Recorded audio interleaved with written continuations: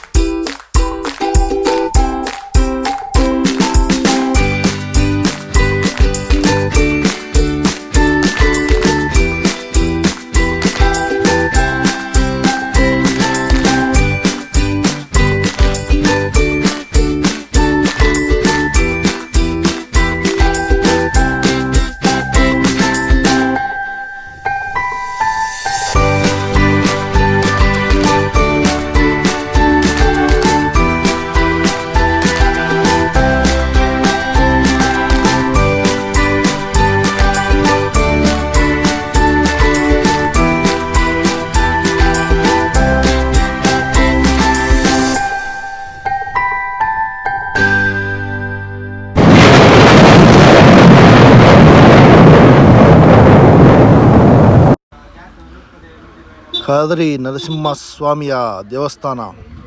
ಭಕ್ತಾದಿಗಳು ತಮ್ಮ ಕಷ್ಟಗಳ ನಿವಾರಣೆಗಾಗಿ ಇಲ್ಲಿ ಪ್ರತಿಯೊಬ್ಬ ಭಕ್ತಾದಿಗಳು ಬಂದು ತಮ್ಮ ಕಷ್ಟಗಳನ್ನು ನಿವಾರಣೆ ಮಾಡಿಕೊಳ್ತಾರೆ. ಇದು ಬಂದು ಪೂರ್ವ ಪಶ್ಚಿಮಕ್ಕೆ ಇರುವಂಥ ಒಂದು ಬಾಗಿಲು.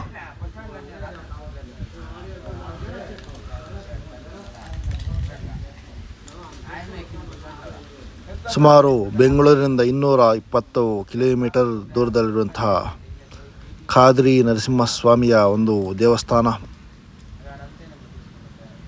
ನೋಡ್ಬೋದು ಇಲ್ಲಿ ಕ್ಯೂ ಯಾವ ಥರ ಇದು ಮಾಡಿದ್ದಾರೆ ಅಂಥೇಳಿ. ಸೊ ಇತ್ತೀಚೆಗಷ್ಟೇ ಲಾಸ್ಟ್ ಟೈಮು ಏನು ಜಾತ್ರೆ ಆಗಿದೆ, ಇಲ್ಲಿ ಪ್ರಸಾದ ಸಿಗುತ್ತೆ. ಹಾಗೆ ಮನೆಯಲ್ಲಿ ಪ್ರಕ್ಷಾಳನೆ ಮಾಡೋಕ್ಕೆ ಒಳಗಡೆ ಸ್ವಾಮಿಯವರಿಗೆ ಅಭಿಷೇಕ ಮಾಡಿದಂಥ ಜಲ ಸಹ ಕೊಡಲಾಗುತ್ತೆ. ಯಾವುದೇ ರೀತಿಯ ಮಾಟಮಂತ್ರ ದೋಷ ಆಗಲಿ ಹಾಗೂ ಭೂತ ಪ್ರೇತ ದೋಷ ಇರುವಂಥವರು ಒಮ್ಮೆ ಬಂದಿಲ್ಲಿ ಸ್ವಾಮಿಯ ದರ್ಶನ ಮಾಡಿದ ತಕ್ಷಣ ತಮ್ಮ ಅಲ್ಲಿರುವಂಥ ಭೂತ ಪ್ರೇತ ಕಾಟ ನಿವಾರಣೆ ಆಗುತ್ತದೆ. ಸೊ ವಿಶ್ವವಿಖ್ಯಾತ ಅಂದರೆ ಪ್ರಪಂಚ ಪ್ರಸಿದ್ಧವಾದಂಥ ಕ್ಷೇತ್ರ ಇದು. ಅತ್ಯಂತ ಪುಣ್ಯಕ್ಷೇತ್ರ, ಪವಿತ್ರವಾದಂಥ ಕ್ಷೇತ್ರಗಳಲ್ಲಿ ಒಂದಾದಂಥ ಖಾದ್ರಿ ಹಾಗೂ ಖಾದ್ರಿ ನರಸಿಂಹಸ್ವಾಮಿಯ ಕ್ಷೇತ್ರ. ಖಾದ್ರಿ ನರಸಿಂಹಸ್ವಾಮಿ ಕ್ಷೇತ್ರ ಲಕ್ಷ್ಮೀ ಸಮೇತವಾಗಿ ಸ್ವಾಮಿಯವರು ನೆಲೆಸಿರುವಂಥ ಒಂದು ಪುಣ್ಯಕ್ಷೇತ್ರ ಇದು. ಸೊ ಇಲ್ಲಿ ನೋಡ್ಬೋದು, ಇಲ್ಲಿ ನೋಡೋದಾದ ಪಕ್ಕದಲ್ಲಿ ಸ್ವಾಮಿಯ ಒಂದು ದೇವಸ್ಥಾನದ ಪಕ್ಕದಲ್ಲಿ ನವಗ್ರಹಗಳ ನಾಗದೋಷ ನಿವಾರಣೆಗೆ ಅನೇಕ ಭಕ್ತರು ನವಗ್ರಹಗಳನ್ನು ಸಹ ಪ್ರತಿಷ್ಠಾಪನೆ ಮಾಡಿದ್ದಾರೆ. ಸೊ ನೋಡ್ಬೋದು ಯಾವ ಥರ ಪ್ರದಕ್ಷಿಣೆ ಮಾಡ್ತಕ್ಕಂಥ ದೃಶ್ಯ. ಹಾಗೂ ನೋಡ್ಬೋದು ಒಟ್ಟಾರೆ ದೇವಸ್ಥಾನವನ್ನು ತೋರಿಸ್ತೀವಿ ಮೇಲ್ಗಡೆಯಿಂದ ನೋಡ್ಬೋದು.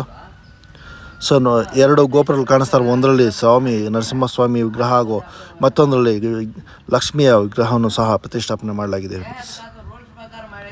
ಮತ್ತು ಇಲ್ಲಿ ಇನ್ನೊಂದು ಏನಂತ ಹೇಳಿದ್ರೆ ಒಂದು ಪಶು ಸಂರಕ್ಷಣಾ ಕೇಂದ್ರ ಸಹ ಮಾಡಿದ್ದಾರೆ.